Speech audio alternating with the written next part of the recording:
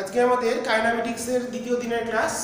তো এর আগের দিন তোমাদের নতি সম্পর্কে এবং নির্দেশতন্ত্র সম্পর্কে আমি ধারণা দিয়েছিলাম। তো আজকের ক্লাসে আমরা সেটাকেই কন্টিনিউ করব, নতি থেকেই আমরা আবার শুরু করব। তো তোমরা বিষয়গুলো ভালো করে বুঝে নাও এবং বিষয়গুলো ভালো করে শিখে নেওয়ার চেষ্টা করো। তো নতি আমরা যেটা দেখেছিলাম, তো আমরা আগের দিন লাস্ট গড় বেগ, তাৎক্ষণিক বেগ, গড় দ্রুতি, তাৎক্ষণিক দ্রুতি এগুলো বলেছিলাম। তো সেখানে দেখেছিলাম কোনো একটা যদি আমরা সরল সময় লেখচিত্র অঙ্কন করি, সেটা যদি পরিবর্তনশীল হয় সরলটা সময়ের সাপেক্ষে, হ্যাঁ ঠিক আছে, সেক্ষেত্রে এখানে যদি দুটো বিন্দু কল্পনা করি এ আর বি, এটা যে বিন্দু স্থানাঙ্ক x1 আর এই হলো গিয়ে বি বিন্দু যার স্থানাঙ্ক x2, আর এখানে টাইমের চেঞ্জ যদি আমরা বলি t1 এটা t2, তাহলে t1 থেকে t2 সময় এই যে সময় অবকাশ এটা ডেল্টা টি। এবার তাহলে এখানে এই ছবি অনুসারে যদি আমরা গড় বেগ নির্ণয় করি, তাহলে কি করতে হবে? এই দুটো বিন্দুর সাপেক্ষে দূরে দূরে দুটো বিন্দু নিতে হবে, সেটা শিখেছিলাম। তাহলে এখানে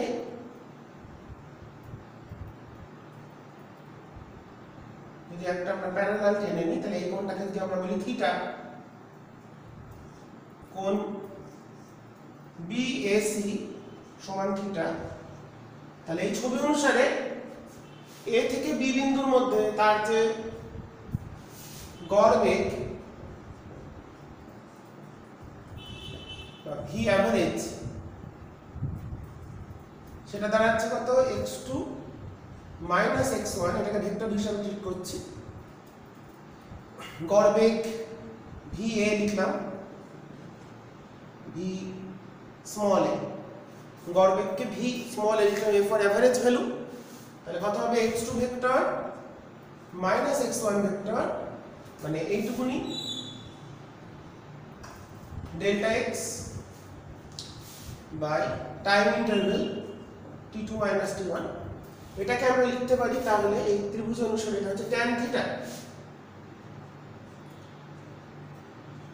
তাহলে a থেকে b এর মধ্যে কোণটির গড় বেগ আমরা নির্ণয় করলাম। এবার তাৎক্ষণিক বেগ মানে নির্দিষ্ট বিন্দুর বেগ। তাহলে আমরা যদি a বিন্দুর বেগ বার করতে চাই, তাহলে এখানে একটা স্পর্শক টানতে হবে। এই কোণটাকে যদি বললাম থিটা 1 বা থিটা ইনিশিয়াল, এ বিন্দুটা প্রাথমিক, তাই থিটা আই যদি ধরি, মানে কোন কোণটা এ বিন্দুতে স্পর্শকটা যে x অক্ষের সাথে কোণ করেছে, এই যে থিটা আই, তাহলে এ বিন্দুর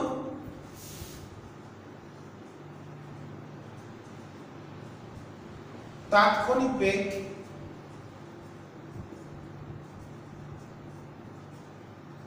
তাহলে আমাদের দাঁড়িয়ে যাচ্ছে কত? v ইনস্ট্যান্টেনিয়াস, তাহলে সেটা কত হবে? tan থিটা i বা dx dt। আমাদের সেক্ষেত্রে কি করতে হবে? ছোট্ট একটা অংশ নিতে হবে যেখানে dt-টা টেন্ডস টু 0, সময় অবকাশটা যদি 0 নয়, 0-র খুব কাছাকাছি ধরা হয়, সেক্ষেত্রে যে ইন্টারভেলটা হবে সেটা টেন্ডস টু 0 ইন্টারভেলের মধ্যে তার যে সরণটা, সে যে সময়ের সাপেক্ষে সরণের যে হার নির্দিষ্ট অভিমুখে, তাই মাথায় ভেক্টর চিহ্ন দিয়েছি, এটাকেই বলা হচ্ছে তাৎক্ষণিক বেগ। এবার আমরা যদি বলি তাৎক্ষণিক ত্বরণ আর গড় ত্বরণ, তো কোন একটা ধরো কণা পজিটিভ এক্স অক্ষ বরাবর গতিশীল, তো এক্স অক্ষের উপর দুটো বিন্দু নিলাম এ আর বি, এ আর বি এক্স অক্ষের উপর দুটো বিন্দু, এ বিন্দুতে কণাটির বেগ ভি এ, বি বিন্দুতে বেগ ভি বি, আর এর ক্ষেত্রে টাইমটা যখন t1, এখানে পৌঁছেছে t2। ছবিটা ক্লিয়ার? হ্যাঁ, তাহলে দেখো আমরা যদি এবার বেগ সময় লেখচিত্র অঙ্কন করি, তাহলে এখানে বেগটা পরিবর্তনশীল এবং এখানে ধরে নেওয়া হচ্ছে ভিবিটা বড় ভিটা ছোট। তার ক্ষেত্রে এদিকে সময়, এদিকে বেগ, বেগটা যেহেতু পরিবর্তনশীল তাই বক্ররেখা হলো। তাহলে এটা এ, এটা বি, এখানে বেগটা কত বলেছি ভিএ, এই বিন্দু স্থানাঙ্ক কত একই রকম ভাবে আসছে, এখানে সেটা হয়ে গেল ভিবি। এ বিন্দুর সময়টা কত t1 সময় এ তে ছিল,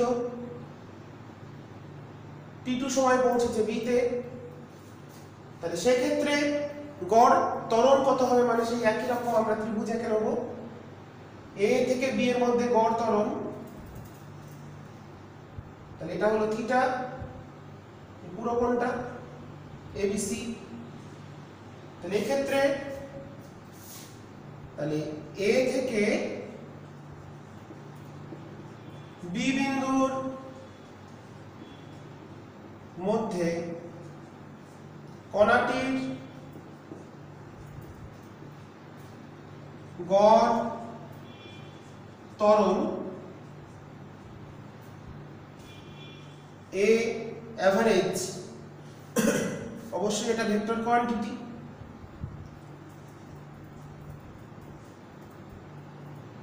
গড় ত্বরণের বার বা এ সাফিক্স এও লিখতে পারো, তাহলে সেটা কত হবে v2 মাইনাস v1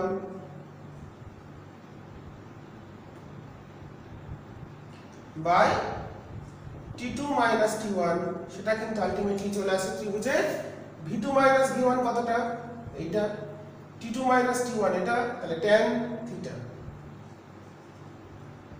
তাহলে এই দুটো বিন্দুকে ধরে যে ত্রিভুজটা অঙ্কন করলাম সেটা বলে হলো গড় ত্বরণ। এবার যদি আমরা ক্ষুদ্র সময় অবকাশে তাৎক্ষণিক ত্বরণ বার করতে চাই, তাহলে এখানে আমাদের সেই আবার স্পর্শকটা নিতে হবে। স্পর্শকটা কোণ করেছে এই নিচের কোণটুকুনি হলো থিটা আই। তাহলে ওই এই বিন্দুতে যখন সে অতিক্রম করছে, তাহলে এই বিন্দুতে তার ত্বরণ কত, তাহলে তাৎক্ষণিক ত্বরণ এই ইনস্ট্যান্টেনিয়াস হবে tan থিটা আই, যেটা হবে ডি ভি ডিটি। এবার ডিভি এ ডিটিও করতে পারো। এবার ভি মানে আমরা পেয়েছি ডিএক্স ডিটি, তাহলে এটাকে আমরা লিখতে পারি ডিডিটি, ভি এর মানটা কত ডিএক্স ডিটি। তাহলে এটা হয়ে যাচ্ছে ডি কবার এসছে, কবার ডিফারেন্সিয়েট হচ্ছে দুবার, তাই এটাকে লিখছি d2x, ভেক্টরগুলো দিতেও পারো নাও পারো, আর ডিটিটা কবার এসছে দুবার, ডিটি স্কয়ার। তাহলে এইভাবে আমরা তাৎক্ষণিক ত্বরণকে প্রকাশ করতে পারি। ওকে, একটু ক্যামেরাটা, তাহলে এই হলো আমাদের গড় ত্বরণ, তাৎক্ষণিক ত্বরণ, এইভাবে আমরা বিষয়টাকে দেখাতে পারি। তো এবার আমাদের কোন একটা একমাত্রিক গতি বা ওয়ান ডাইমেনশনাল মোশনের ক্ষেত্রে সমত্বরণে গতিশীল কণার তার যে লেখচিত্র, সমত্বরণে গতিশীল হলে সরণ সময়, বেগ সময়, ত্বরণ সময় লেখচিত্রগুলো দেখতে হবে। সেখান থেকে কিছু গাণিতিক সমীকরণ আমাদের শিখে নিতে হবে। তো ত্বরণ যদি নতি যদি পজিটিভ হয় তাহলে পজিটিভ ত্বরণ, নতি যদি নেগেটিভ হয়, আগের দিন শিখিয়েছি, তাহলে নেগেটিভ ত্বরণ। তাহলে নেগেটিভ ত্বরণ মানে হচ্ছে মন্দন, অ্যাক্সেলারেশন আর রিটার্ডেশন। আবার একই রকম ভাবে গতিবেগ, এই লেখচিত্র যদি নতিটা পজিটিভ হয় কোনো বিন্দুতে, তাহলে সেটা গড়, যে গড় বেগ বা তাৎক্ষণিক বেগ যেটা বলছি, তাৎক্ষণিক বেগ যেটা হবে সেটা হচ্ছে আমাদের পজিটিভ হবে। আবার তাহলে সরণ সময় লেখচিত্রের নতি থেকে আমরা বার করছি তাৎক্ষণিক বেগ, বেগ সময় লেখচিত্র থেকে বার করছি ত্বরণ বা মন্দন। খুব ভালো করে খেয়াল রাখতে হবে, সরণ সময় থেকে বেরোচ্ছে কি নতি বার করলে, সরণ সময়ের নতি কি নির্দেশ করে? তাৎক্ষণিক বেগ। গড় সময়, বেগ সময়ের ক্ষেত্রে কোনো বিন্দুতে নতি নির্ণয় করলে সেটা কি বেরোয়? তাৎক্ষণিক ত্বরণ বা তাৎক্ষণিক মন্দন। তো এই তো গেল আমাদের প্রাথমিক ধারণা। তো এবার আমরা চলে যাব একমাত্রিক গতির ক্ষেত্রে কিছু লেখচিত্র দেখে সেগুলো বোঝার চেষ্টা করব। তো আমরা প্রথম যেটা শিখব, displacement time versus time graph.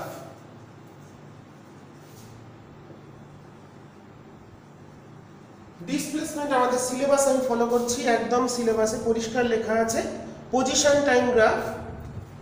Position মানে এখানে তার অবস্থান মানেই সরণ, আমি সেই হিসাবে ধরছি, দূরত্ব সময়। আচ্ছা, তো এক্স ভার্সেস টি,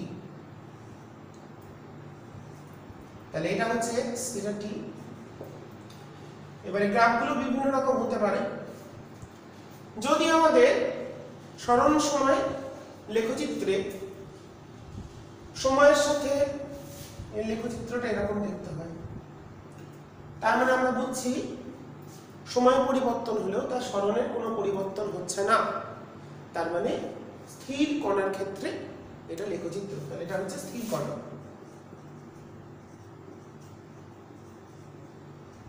তাহলে স্থির কণার ক্ষেত্রে সরণ সময় লেখচিত্রটা কেমন হবে আমরা সেটা দেখলাম। কারণ এই ক্ষেত্রে নতি থিটাটা কত, এক্স অক্ষের সঙ্গে কত কোণ করছে? থিটাটা 0, তার মানে tan থিটা 0। এবার সরণ সময় নতি মানে বেগ, নতি যদি 0 হয় তাহলে বেগ 0, বেগ 0 মানে কি? কণাটা স্থির আছে। এবার যদি আমাদের লেখচিত্রটা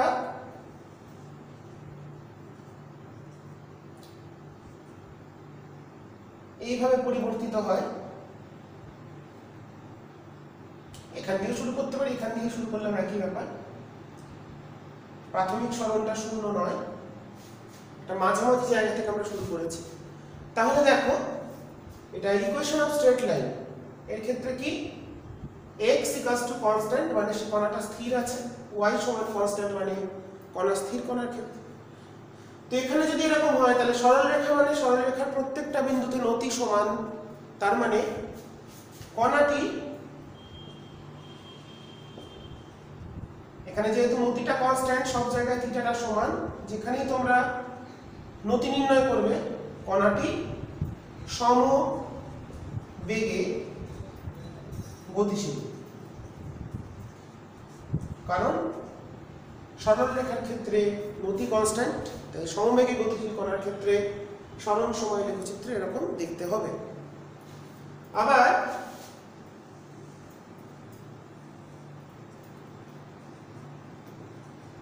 এবং সেটাকে আমরা এখানে বেগটাকে আমরা পজিটিভ বেগ বলতে পারি, কারণ স্লোপটা পজিটিভ।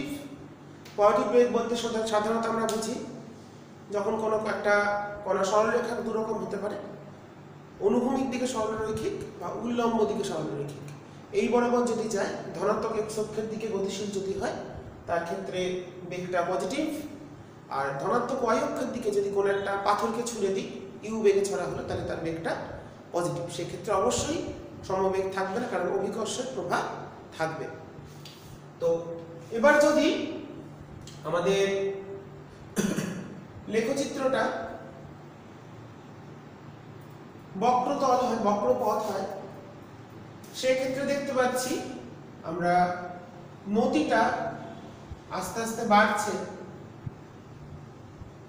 নতি যেহেতু বাড়ছে তার মানে এখানে সরণ সময় নতি মানে বেগ, তাহলে বেগ বাড়ছে, অর্থাৎ ত্বরণে গতিশীল কণা। এটা হচ্ছে নতি বৃদ্ধি পাচ্ছে, অর্থাৎ ত্বরণে গতিশীল কণা। কোনো কণা যদি ত্বরণে গতিশীল হয় তার ক্ষেত্রে তার বেগ সরণ সময় লেখচিত্রের নতি মানে হলো বেগ। যেহেতু কণাটার বেগ ক্রমশ বৃদ্ধি পাচ্ছে তাই এটাকে আমরা বলতে পারি নতি বৃদ্ধি পাচ্ছে, অর্থাৎ বেগ বৃদ্ধি পাচ্ছে, অর্থাৎ কণাটি ত্বরণ নিয়ে গতিশীল। সেটাকে আমরা সমত্বরণ কিনা সেটা পরের বিষয়, বা পরিবর্তনশীল বেগ নিয়ে গতিশীল এটা আমরা বলতে পারি। পরিবর্তনশীল বেগের ক্ষেত্রে আমরা এইভাবে দেখাবো বিষয়গুলো, ঠিক আছে।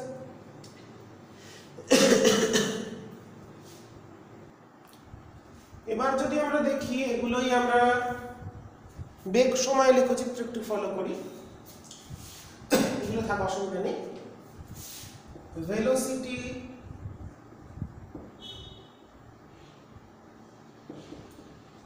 Versus time graph. আমাদের সিলেবাস যদি আমরা ফলো করি, এখানে কি কি আছে? ভেলোসিটি, স্পিড, তাহলে হচ্ছে ভি টি। ভেলোসিটি টাইম গ্রাফের ক্ষেত্রে যদি কোনো একটা এক্স অক্ষে ভি, সরি ওয়াই অক্ষে ভি, এখানে টি, তাহলে ভিটা যদি কনস্ট্যান্ট হয়, সমবেগে গতিশীল হয়, তাহলে এখানে ভি কনস্ট্যান্ট। তাহলে সমবেগে গতিশীল ক্ষেত্রে এখানে নতিটা 0, তাহলে ত্বরণটা 0 হবে, তাহলে ত্বরণটা এ, তাহলে 0। এবার যদি বেগ যদি সমান হারে বৃদ্ধি পায়, তাহলে এখানে স্ট্রেট লাইন ভিটি গ্রাফ, তাহলে এখানে সব জায়গায় নতিটা সমান হবে, তাহলে এ কনস্ট্যান্ট, সমত্বরণ, এটা হচ্ছে সমত্বরণ। আগেরটা কি এসেছিল? সমবেগ। এটা কি ভার্সেস কি? বেগ সময় লেখচিত্র। আবার আমি এখানে আসছি, যদি ভিটি গ্রাফের ক্ষেত্রে এটা এরকম হয়, তাহলে দেখো নতিটা বাড়ছে, তার মানে এটা ক্রমবর্ধমান ত্বরণ। বেগ সময়ের নতি হলো ত্বরণ, তাহলে নতি যদি ক্রমশ বৃদ্ধি পায় তাহলে সেটাকে আমরা বলবো ত্বরণটা ইনক্রিজ করছে টাইম, তাহলে হচ্ছে ক্রমবর্ধমান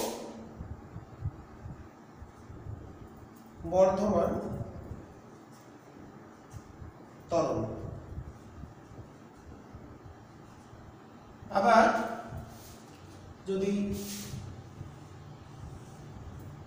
বেগ সময় লেখচিত্রটা আমরা দেখি এই, তাহলে দেখো নতিটা আস্তে আস্তে কমে যাচ্ছে কিন্তু বেগ বাড়ছে, তাহলে এটা হচ্ছে ত্বরণ আছে, মানে বেগ বৃদ্ধি, বেগ বাড়ছে কিন্তু ত্বরণটা কমছে। মানে প্রথম দিকে বেগটা ধরো প্রথমে ছিল 10, তারপরে হলো 50, তাহলে কত বাড়লো? 40, তারপরে বললাম ধরো 80, তাহলে 30 বাড়লো, তারপরে হলো 120 বাড়লো। তাহলে বেগ বাড়ছে কিন্তু প্রথমে বেশি বাড়ছে না, পরে কম বাড়ছে।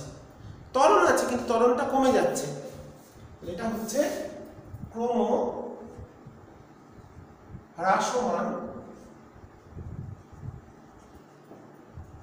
ত্বরণ। আসছে ছবিটা? হ্যাঁ, ক্রমহ্রাসমান ত্বরণ, কারণ সেখানে নতিটা কমে যাচ্ছে। আবার যদি এরকম হয়,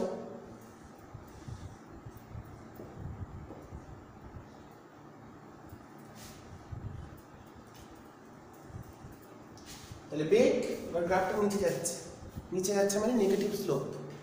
তো নেগেটিভ স্লোপ মানে নেগেটিভ বেগ সময় নতি ত্বরণ। নেগেটিভ ত্বরণকে আমরা কি বলি? মন্দন। তার এখানে মন্দনে গতিশীল। পরিষ্কার দেখতে পাচ্ছি প্রথমে যা বেগ ছিল বেগটা কমছে, তাহলে এটা হচ্ছে, এবং নতিটা যেহেতু সমান সব জায়গায়, তাই এটা সমমন্দন। আবার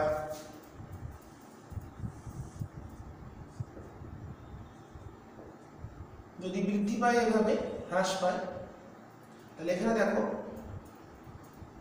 নতি কোণটা বাড়ছে, তাহলে কি বলবো?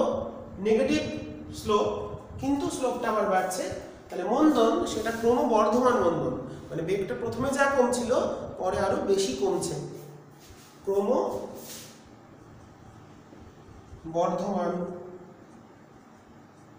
মন্দন এরকম হতে পারে। আবার যদি হয়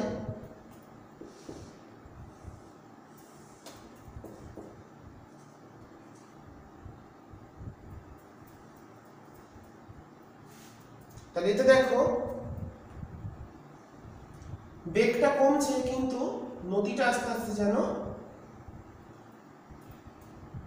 কমে আসছে, অর্থাৎ বেগের পরিবর্তনের হারটা কমছে, মানে হ্রাসের হারটা কমছে। তাহলে এটা হচ্ছে ক্রম হ্রাসমান মন্দন।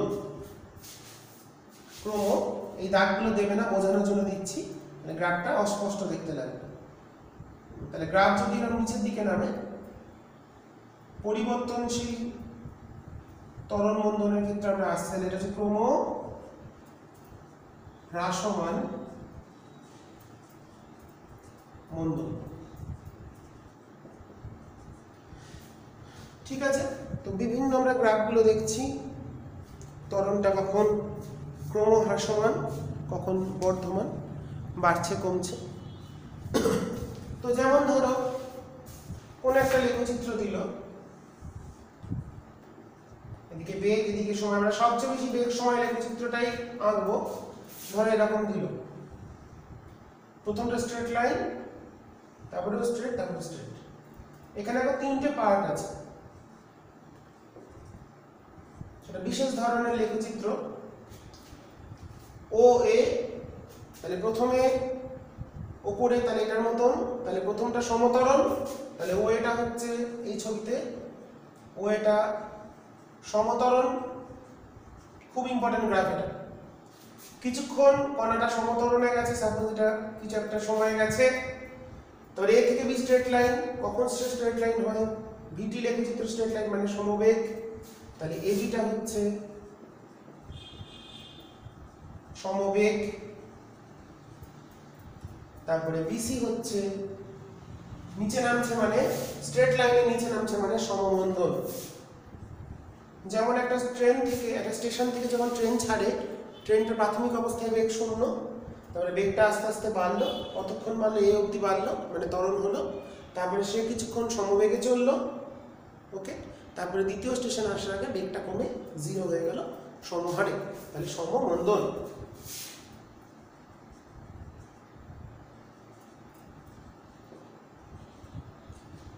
তো আমরা বিভিন্ন লেখচিত্রগুলোতে একত্রিত করেছি আমাদের বোর্ডে। যত রকম ভেলোসিটি টাইম, ডিসপ্লেসমেন্ট টাইম লেখচিত্র আরও অনেক রকম হয়, সেগুলো আমরা আলোচনা করতেই পারি।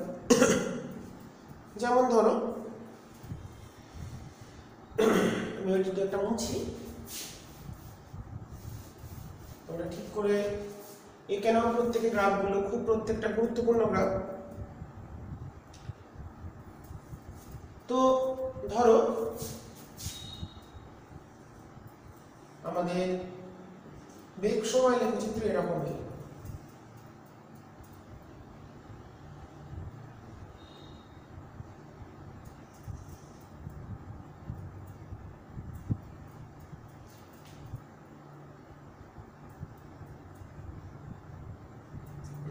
হতেই পারে। তো বেগ সময় লেখচিত্র যদি এরকম আসে, নামলো, আমরা প্রথমে তাহলে বেগ বেশি ছিল, সেখান থেকে একটা সময় বললাম ধরো t1, এটা t2। তাহলে আমি যে ছবিটা লাস্ট এঁকেছি তাতে দেখো বস্তুটা প্রথমে একটা নির্দিষ্ট বেগ থেকে যাত্রা শুরু করেছে, দিয়ে t1 সময় পর গিয়ে তার বেগটা হয়ে গেছে 0, তার বেগটা হয়ে গেছে 0, অর্থাৎ প্রথমে তার মন্দন ঘটেছে সমমন্দন, তারপরে সে স্থির অবস্থা থেকে ওই পয়েন্টে তাহলে t1 সময় তার বেগ 0 হয়েছে, তারপরে আবার বেগটা বেড়েছে, বেগটা বেড়ে সে আবার একটা নির্দিষ্ট বেগ অর্জন করেছে। তাহলে প্রথমে সমমন্দন, তারপরে সমতরণ। এরা হতেই পারে, বিভিন্ন উদাহরণ আমরা দেখব, সেই উদাহরণগুলো যখন অঙ্ক করার ক্ষেত্রে আমাদের এগুলো খুব কাজে লাগতে পারে। আবার ধরো একটা লেখচিত্র ধরো এরকম এলো,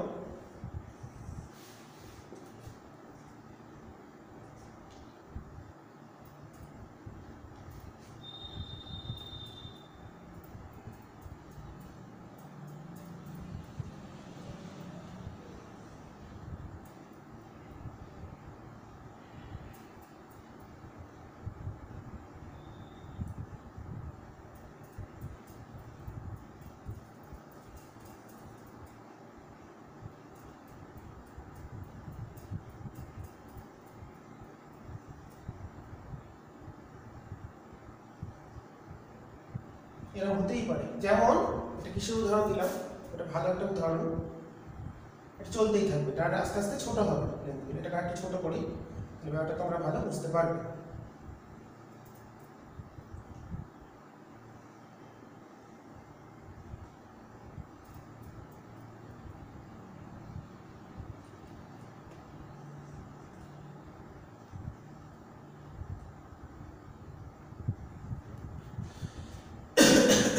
দেখো এটা যেহেতু বেগ সময় লেখচিত্র এঁকেছি, এটা হচ্ছে একটা বলকে যদি ছেড়ে দিই, প্রথমে বেগ কত? 0। বেগটা নিচের দিকে আস্তে আস্তে বাড়বে, নিচের দিকে বাড়ছে মানে বেগের অভিমুখ নিচের দিকে, মানে নেগেটিভ ওয়াই অক্ষ, তাই ওটা নেগেটিভ বেগ অর্জন করলো। এটা ধরো ভূমি, ড্রপ খেলো, ক্যামেরা উপরে উঠবে, তাহলে এখান থেকে একটা বেগ অর্জন করলো। এবার যে ধাক্কা খেয়ে উপরে উঠবে তখন তো উপর দিকে উঠছে, তার মানে বেগটা আবার পজিটিভ হয়ে গেছে। দিয়ে আবার উপরে উঠলো, উঠতে উঠতে গিয়ে 0, কোথায় 0? এই 0, হাইস্ট পয়েন্টটা পৌঁছলো, আবার নিচে নামছে, কি একটা বেগ অর্জন করবে না এখানে। তাহলে এই ড্রপ খাওয়ার ক্ষেত্রে একটা বলকে যদি একটা নির্দিষ্ট উচ্চতা থেকে ছেড়ে দেওয়া হয়, তার ক্ষেত্রে বেগ সময় লেখচিত্রটা এরকম হবে। তো অসংখ্য এরকম লেখচিত্র আমরা শিখবো, এর তো কোনো শেষ নেই। বিভিন্ন ঘটনার উপর ভিত্তি করে আমি কয়েকটা তোমাদের সামনে তুলে ধরলাম উদাহরণস্বরূপ। এটা আস্তে আস্তে টাইম, এইগুলো আস্তে আস্তে কমবে নির্দিষ্ট নিয়ম মেনে। কারণ একটা বলকে ড্রপ মেরে ছেড়ে দিলে সে কিন্তু কিছুটা, প্রথমবার এখান থেকে ছাড়লে ড্রপ খেয়ে কিন্তু এতটা উঠবে না, একটু কমে যাবে। প্রতিবার মাটির সঙ্গে সংঘাতের ফলে তার কিছু পরিমাণ করে গতিশক্তি লস বা ক্ষয় হবে, শক্তির অপচয় হবে, সেই মাটির ঘর্ষণজনিত কারণে বা অন্যান্য কারণে মাটির সাথে সংঘাতের ফলে।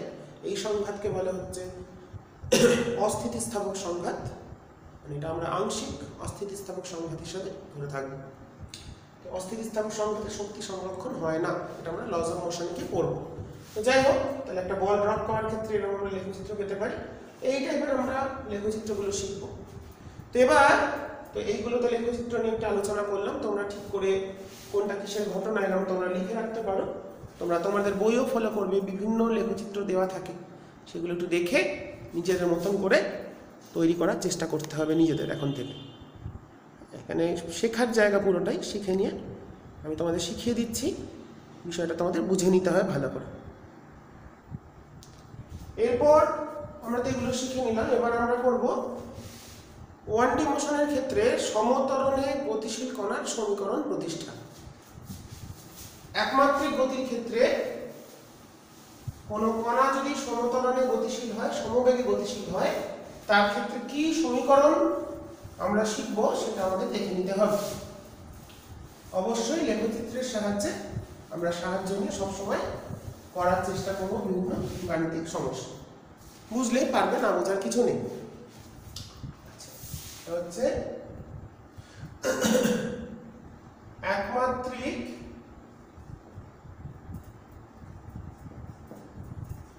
গতির সমীকরণ।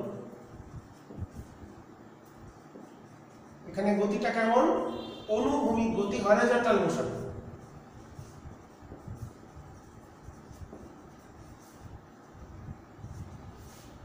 রেক্টিলিনিয়ার প্রপাগেশন বা সরলরৈখিক গতি, অনুভূমিক গতির ক্ষেত্রে একটা কণা ধনাত্মক এক্স অক্ষের দিকে গতিশীল, সেরকম ধরে নিয়ে তার আমরা গতির সমীকরণগুলো প্রতিষ্ঠা করব। তো আমাদের এখানে প্রথম যেটা জানতে হবে সেটা হচ্ছে বেগ সময় যে লেখচিত্র আমরা অঙ্কন করলাম এতক্ষণ ধরে, সেই লেখচিত্রটা সে ত্বরণ হোক, মন্দন হোক, যাই হোক, সেটা সময় অক্ষের সাথে ওই লেখচিত্রটা যতটা ক্ষেত্রফল দখল করে, সেই দখল করা ক্ষেত্রফলটাই ওই গতিশীল কণাটির সরণ বা অতিক্রান্ত দূরত্বের সাথে সমান হয়। কি বললাম? বেগ সময় লেখচিত্রটি আমি দেখাচ্ছি ছবিতে। লেখচিত্রটি সময় অক্ষের সাথে যে কোণ উৎপন্ন করে, সেই যে ক্ষেত্রফল উৎপন্ন করে, সেই ক্ষেত্রফলটাই কি জিনিস? সেই ক্ষেত্রফলটা হচ্ছে কণাটি ওই সময় অবকাশে কতটা দূরত্ব অতিক্রম করেছে বা কতটা ক্ষেত্রফল অতিক্রম করেছে।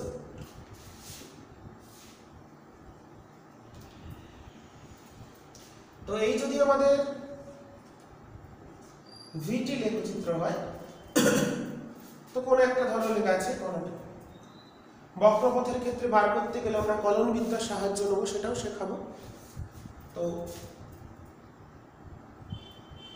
বললাম T1 থেকে কণাটা T2 সময় একটা কণা গতিশীল, বললাম কণাটা A বিন্দু থেকে B বিন্দুতে গেছে,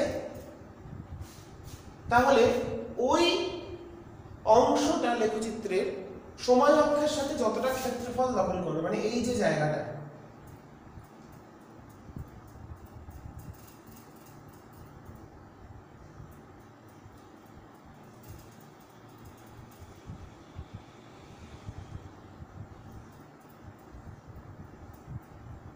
এই চিহ্নিত অংশের যে ক্ষেত্রফলটা হবে সেটা হচ্ছে এ অবস্থান থেকে বি অবস্থানের মধ্যে তার কতটা সরণ বা অতিক্রান্ত দূরত্বকে নির্দেশ করবে। ঠিক আছে, তাহলে চিহ্নিত, তাহলে লেখচিত্রে ভিটি লেখচিত্রে অবশ্যই খেয়াল রাখতে হবে, যে কোনো লেখচিত্র না, ভিটি লেখচিত্রে চিহ্নিত অংশের ক্ষেত্রফল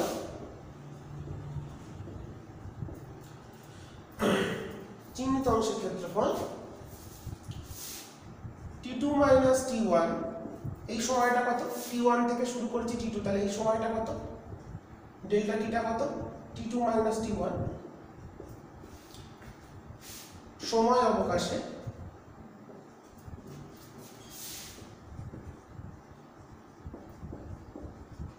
কণাটির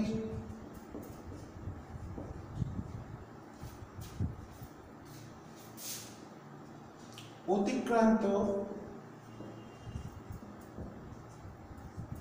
দূরত্ব বা সরণকে নির্দেশ করে।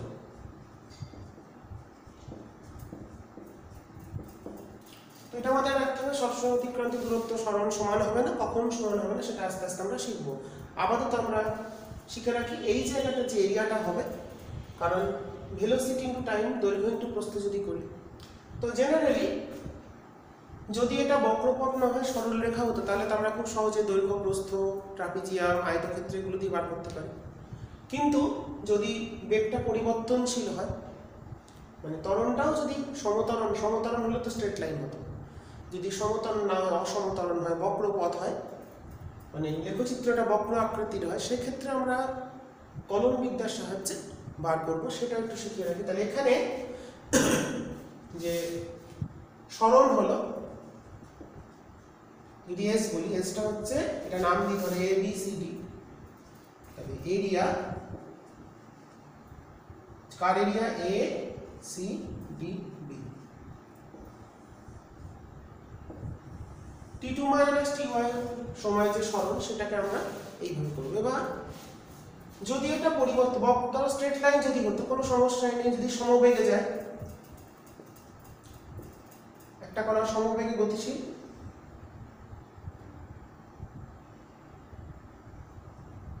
T1, এটা T2 সমবেগে যাচ্ছে, তাহলে প্রত্যেকটা বিন্দুর বেগই v, তাহলে এই যে এরিয়াটা হবে a থেকে b, তাহলে a থেকে b বিন্দুর যে দূরত্ব হবে সেটা এর ক্ষেত্রফল, এটা সমবেগ ধরে নিয়েছি আমরা। তাহলে এর যে এরিয়া, তাহলে s ab, এটা হচ্ছে চিত্র নম্বর 1, এটা 2 নম্বর চিত্রতে s ab মানে a থেকে b বিন্দু সরণ, a থেকে b বিন্দু সরণ, তাহলে সেটা কত হবে, সেটাকে আমি যদি শুধু s ইকুয়ালস টু s বলি, তাহলে সেটা আসছে এটা v, দৈর্ঘ্যটা হচ্ছে v, আয়তক্ষেত্র এসছে, আর T2 minus T1 v into T2 minus T1, তাহলে s ইকুয়ালস টু vt, আমি এই T2 মাইনাস T1 কে t ধরে নিলাম। তাহলে সমবেগে গতিশীল কণার সরণ বা অতিক্রান্ত দূরত্ব নির্ণয়ের একটা সূত্র আমরা পেয়ে গেছি, s ইকুয়ালস টু vt। সমবেগে গতিশীল কণার সরণ বা অতিক্রান্ত দূরত্বের সূত্র s equal to vt, v বেগে বা v দ্রুতিতে সে কত সময় গেল দুটো গুণ করলে সে কতখানি ডিস্টেন্স বা ডিসপ্লেসমেন্ট কত, দুটোই আমরা পেয়ে যাব। যদি আমাদের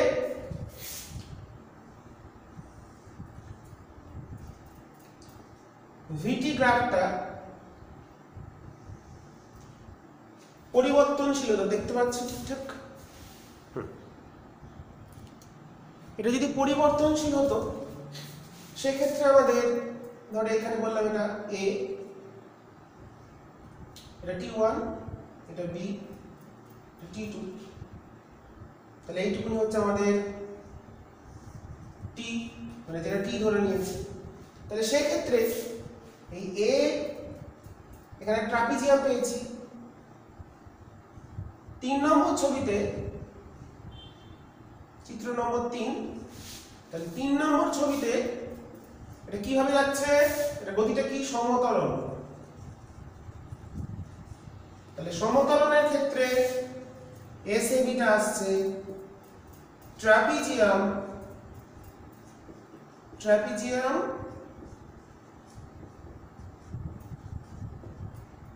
ACDB, মানে ট্রাপিজিয়াম এসে দেখতেই পাচ্ছি এর ক্ষেত্রফল। এটা আমরা প্রমাণ করছি পরে, যদি আজকে সময় হয় করাবো, নাহলে নেক্সট দিন আমরা আসবো, জাস্ট শিখে রাখছি। তো স্ট্রেট লাইন যদি থাকে তাহলে আমরা ট্রাপিজিয়াম, আয়তক্ষেত্র এগুলো পাচ্ছি, তোমরা দেখতে পাচ্ছ।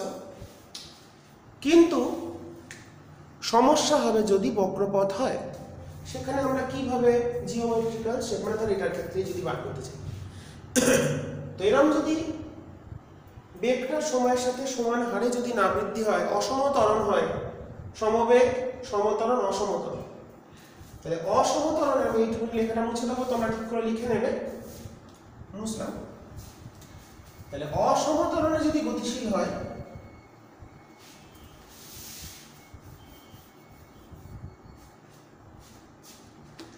চার,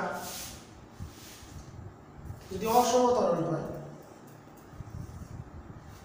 তাহলে সেক্ষেত্রে আমাদের যেটা নিয়ম সেটা হচ্ছে কলনবিদ্যা, গণিতের একটা শাখা, যেটা তোমরা ক্লাস 12-এ শিখবে, আমাদের এখানে একটু প্রয়োগ আছে, শিখে নেবো ছোট করে।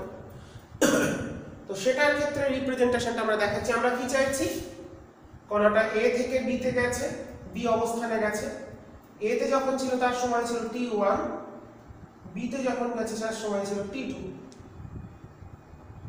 সেই ক্ষেত্রে আমরা কি করব, যেহেতু বক্রপথের একটা ছোট্ট অংশ, বক্ররেখার ছোট্ট অংশ সরল রেখা হয়, তাই এখানে একটা ছোট্ট সময় অবকাশ কল্পনা করব, dt, এবং এই বিন্দুতে তার এই অবস্থানে তার বেগটা যদি vt হয়, বেগটা যদি v হয়, তাহলে এই যে ছোট্ট অংশটা নিলাম dt, তাহলে এই ক্ষুদ্র অংশের যে ক্ষেত্রফল সেটাই হচ্ছে dt সময়ে অতিক্রান্ত দূরত্ব। এটা 4 নম্বর চিত্র, এটা হচ্ছে অসমতলন,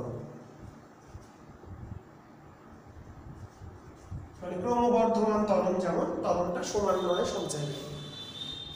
সেক্ষেত্রে dt সময় অবকাশে সরল, dt মানে কি, ক্ষুদ্র, d লিখছি মানে একটা ছোট, small time interval, very very small.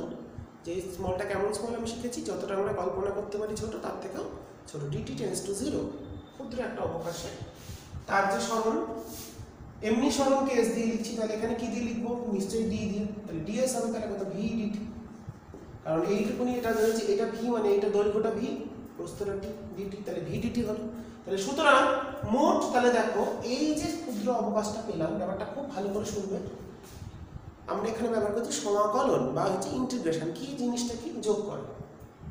তো এখানে দেখো যেহেতু এটা বক্রতল, তো এর একটা ক্ষুদ্র অংশ সমতল বা সরল রেখা, তো আমরা এই এ থেকে বি এর মধ্যে এরকম যদি dt অসংখ্য তো নিতে পারি, ছোট ছোট ছোট ছোট নিতে পারি, অসংখ্য নিতে পারি, সেই সবগুলোর ক্ষেত্রফল যোগ করলে কি বেরোবে, পুরো অংশের ক্ষেত্রফলটা বেরোবে।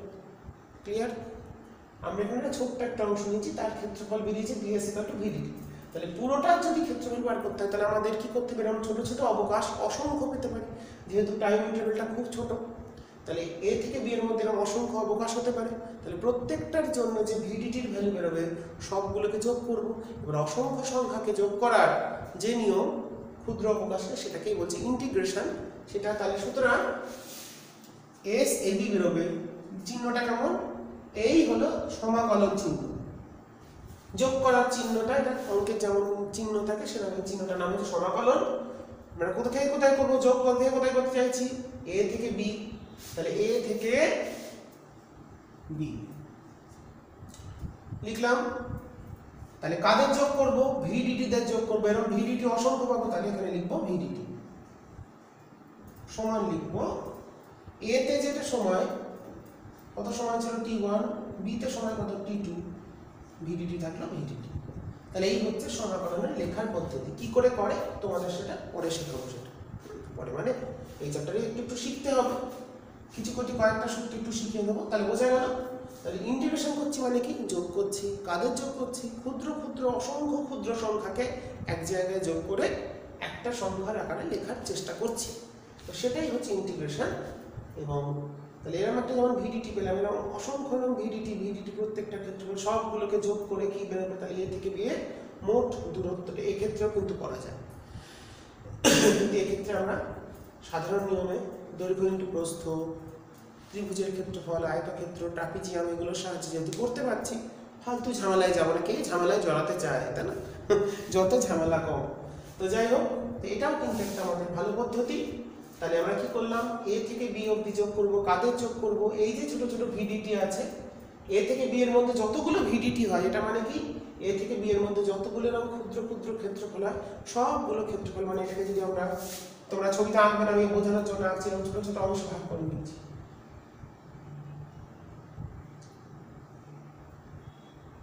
তো দেখো প্রত্যেকটার ক্ষেত্রফলে কিন্তু VDT VDT VDT VDT VDT চলছে, কিন্তু প্রত্যেকটার ভি আলাদা, ডিটি গুলো এক হলো, ভি গুলো আলাদা। তো সেই প্রত্যেকটা ভিডিটি যতগুলো অসংখ্য যে ভিডিটি হয় সব, তাহলে এটা নিয়মটা কি, এ থেকে বি এর মধ্যে এরকম ভিডিটি যতগুলো আছে সবগুলোকে যোগ করব, করে যে উত্তরটা বেরোবে সবগুলো ভিডিটি যোগ করলে কি পুরো ক্ষেত্রফলটা পেয়ে যাবো, মানে সেটা এ থেকে বি বিন্দুর সরণ বেরিয়ে যাবে। ওকে, তার মানে এবার এখানে কেন লিখলাম, যেহেতু টাইমটাকে আমরা এক্স অক্ষ ধরেছি, তাই নিয়ম হচ্ছে এখানে সময়গুলো লিখতে হবে। এর ক্ষেত্রে কত সময় ছিল, সময়টা আমরা ধরেছি t1, বি বিন্দুর ক্ষেত্রে সময় কত ছিল t2, তাই ওখানে আমরা t1 থেকে t2 লিখে দিয়েছি। ঠিক আছে, এই হচ্ছে পদ্ধতি। তাহলে হিসাবটা কি করে করে সেটা আমরা অবশ্যই শিখব। এই হচ্ছে আমাদের বিভিন্ন ক্ষেত্রে সমবেগ, সমত্বরণ, পরিবর্তনশীল ত্বরণের ক্ষেত্রে আমাদের, এবং তার মধ্যে সমবেগের ক্ষেত্রে একটা সূত্র পেয়ে গেছি।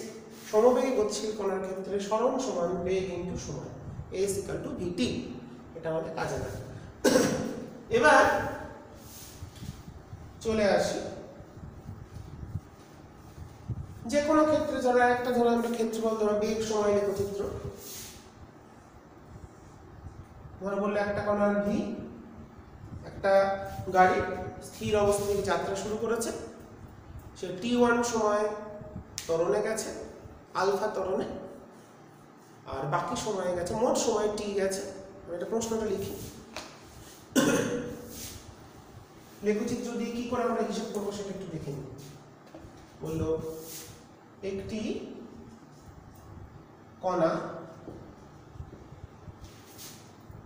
মোট t সময়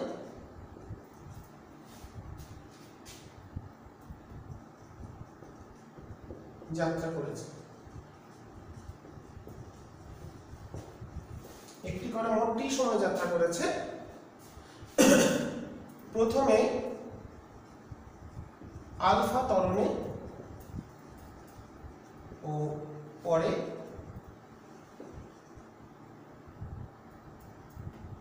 বিটা মন্দনে গেছে। প্রাথমিক বেগ 0 হলে সর্বোচ্চ বেগ কত,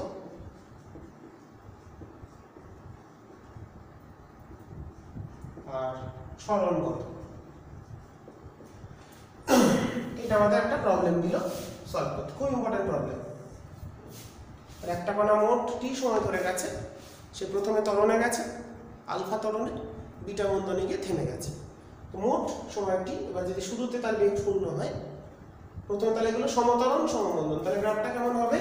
তাহলে জিরো থেকে স্থির থেকে শুরু করেছে, তাহলে প্রথম হলো সমতরণ, তারপর হলো সমমন্দন। প্রথম ক্ষেত্রে এই মোট টাইমটা বলেছে টি, প্রথম ক্ষেত্রে নতি যেটা এখানে যেটা নতি যেটা যে θ1 বলি আর এটাকে যদি θ2 বলি, তাহলে এই ক্ষেত্রে ত্বরণটা কত? নতিটা হলো আলফা, এটা নতি হলো বিটা, আর সর্বোচ্চ বেগটাকে ক্যাপিটাল ভি ধরে নিলাম।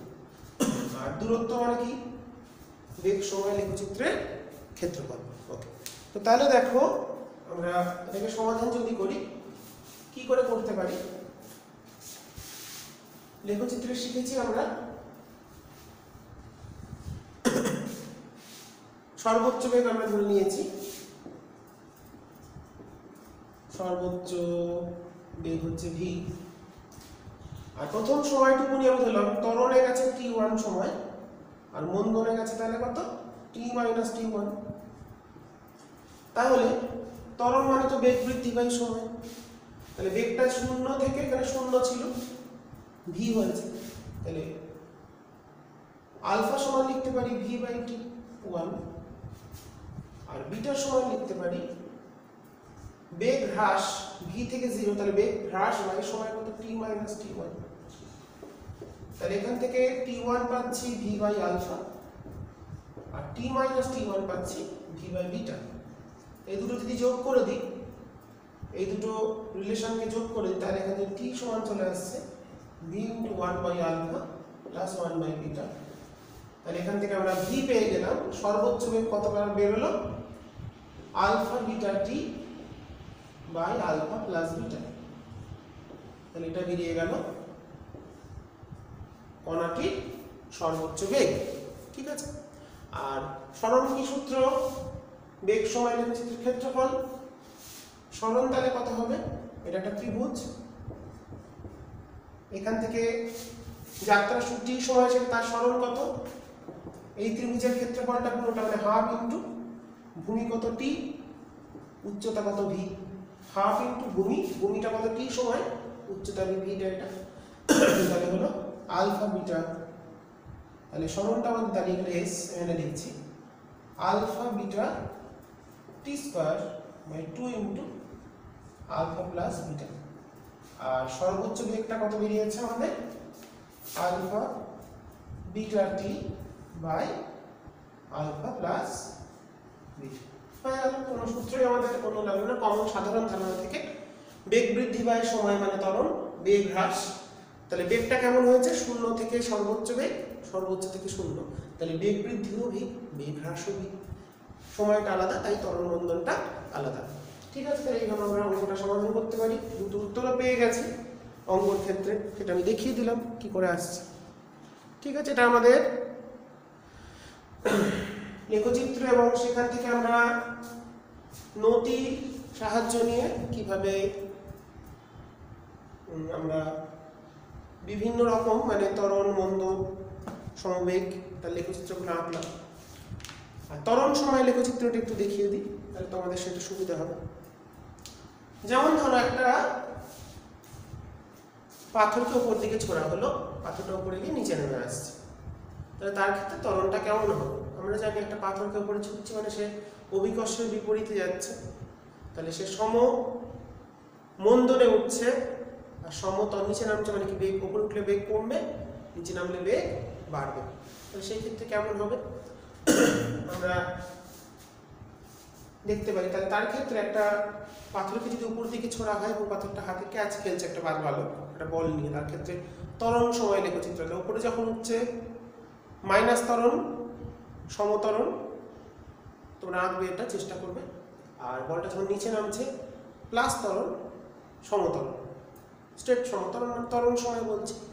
এক্ষেত্রে বেগ সময় আর ত্বরণ সময়টা কেমন হবে একটু চেষ্টা করবে। বেগ সময়টা তো বলেই দিয়েছি, বেগ সময়টা চেষ্টা করবে, বেগ সময় আর ত্বরণ সময় এই দুটো একটু আঁকবে। ঠিক আছে, একটা বলকে যদি আমরা ক্যাচ খেলি, বলটাকে উপরে ছুড়ে দিই, পাথরকে ছুড়ে দেওয়া হলো, পাথরটা নিচে নেমে এলো, এই টোটাল যাত্রা পথে বেগ সময় কেমন হবে, সরণ সময় ত্বরণ সময় লেখচিত্রগুলো কেমন হবে একটু চেষ্টা করবে। ঠিক আছে, দেখালাম না তোমাদের একটা কাজ। আর এই হয়ে গেল আমাদের একমাত্রিক গতির আজকের ক্লাস। এরপরের দিন আমরা সমীকরণগুলো যে শুরু করলাম না, ধীরে ধীরে এগোই। আমরা আগামী দিন আবার, কালকে হোক বা পরশু দিন হোক, পরবর্তী ভিডিও ক্লাস আমি আপলোড করব এবং সেখানে সব সমীকরণগুলো নিয়ে আলোচনা। একটা সমীকরণ আমরা শিখে নিলাম, সমবেগে গতিশীল হলে S=VT। ঠিক আছে, এখানেই আমি শেষ করছি। তোমরা অল্প অল্প করে দেখো, আস্তে আস্তে শিখতে থাকো, আর লেখচিত্রগুলো একটু ভালো করে বুঝবে। আর কিছু না বুঝলে জানাবে অবশ্যই, আমি আবার রিপিট করবো। ঠিক আছে, তো ক্লাস এখানেই আজকে শেষ করলাম।